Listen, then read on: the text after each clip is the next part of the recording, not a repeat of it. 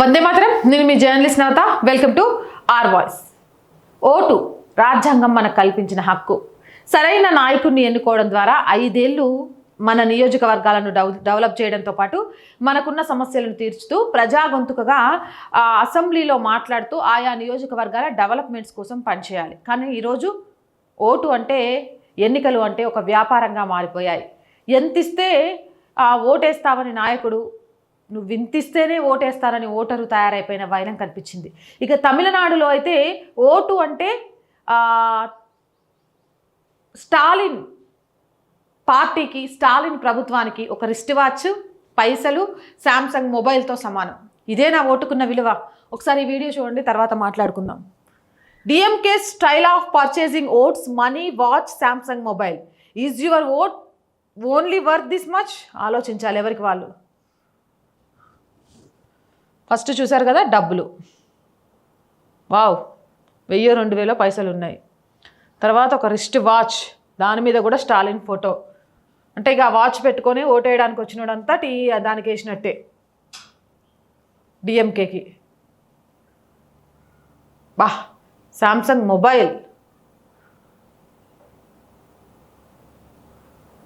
దీనికి కూడా పౌచ్ మీద ఆయన ఫోటోనే.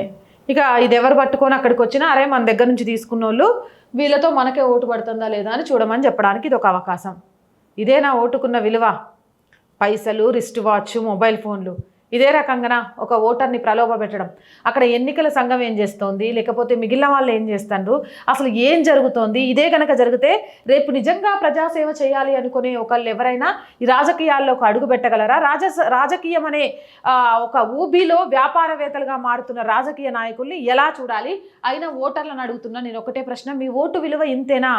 మీ 5 సంవత్సరాల జీవితాన్ని తాకట్టు పెట్టేది ఒక రిస్ట్ వాచ్ కోసం, ఒక శాంసంగ్ ఫోన్ కోసం, ఒక 2000 డబ్బు కోసమా? ఇదా మీ ఓటుకున్న విలువ? అమ్ముడు పోతున్న మీరు హక్కులు కలిగి ఉండరు.